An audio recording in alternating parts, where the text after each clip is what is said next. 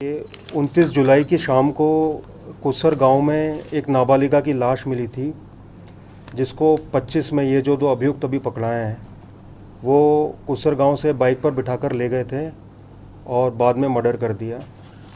उसमें हमारी एक एसआईटी गठित हुई थी, जिसमें हमारे डीएसपी एलनाबाद, हमारे सीआईए सिरसा इंचार्ज प्रदीप और कई अन्य लोग थे, जिनकी इसमें काफ़ी कड़ी मेहनत रही। हमारे साइबर इंचार्ज ने जो भी डंप हो सकता है, कॉल डेटा हो सकता है, उसका बहुत ही मेहनत से उसका एनालिसिस किया। सारी इन्फॉर्मेशन हमारी जो एसआईटी है उसको दी।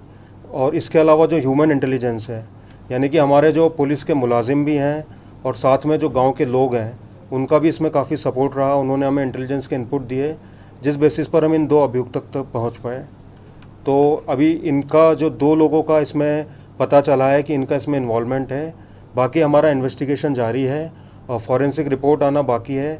तो जैसे जैसे वो आएगी और जैसे जैसे अनुसंधान बढ़ता जाएगा तो आगे इसमें जो भी इंफॉर्मेशन आती है उस पर हम आगे कार्य करते रहेंगे। सर, ये दो लोग कौन हैं और ये जो मरने वाली बच्ची थी इसके साथ क्या रिलेशन था? इसमें एक विनोद है जो पिछले 4 वर्षों से इनके घर आता जाता था और उसकी माता जिसे अच्छी जान पहचान थी। तो अभी तक जो तथ्य सामने आया उस हिसाब से जो लड़की थी उसकी अनबन भी हुई बीच में और वो थोड़ा इससे नफरत करती थी। तो ये एक बहुत महत्वपूर्ण एंगल था। और दूसरा एक सुरेंद्र है जो उसका मित्र था।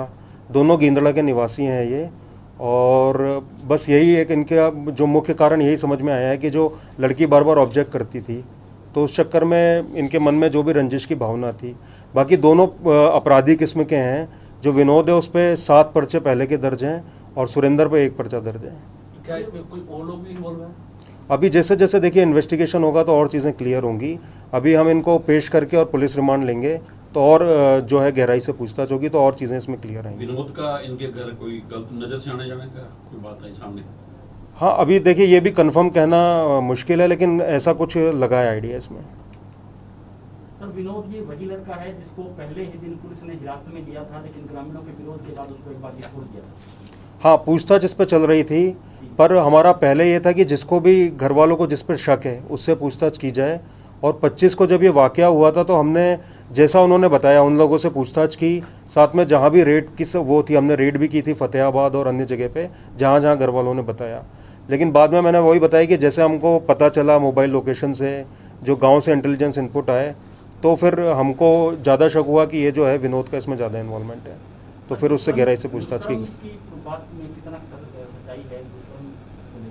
वो देखिए अभी जैसे जो फॉरेंसिक की रिपोर्ट आएगी, जो पोस्टमार्टम हुआ है, जो विसरा गया हुआ है, उसके बाद ही उसमें हम कुछ क्लियरली बोल पाएंगे। जो आरोपी पकड़े गए उन्होंने कोई बात स्वीकार करी है, मर्डर किया था या मर्डर से पहले दुष्कर्म किया था, हाथ बंधे हुए? उन्होंने अभी दुष्कर्म की बात स्वीकार नहीं की है, पर मर्डर की उन्होंने स्वीकार कर ली है।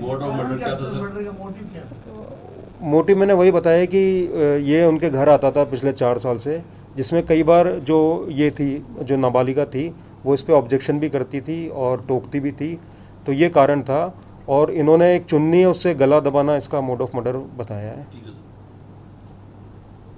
इन्होंने कहाँ पे दबाया ले जाके इसका गला?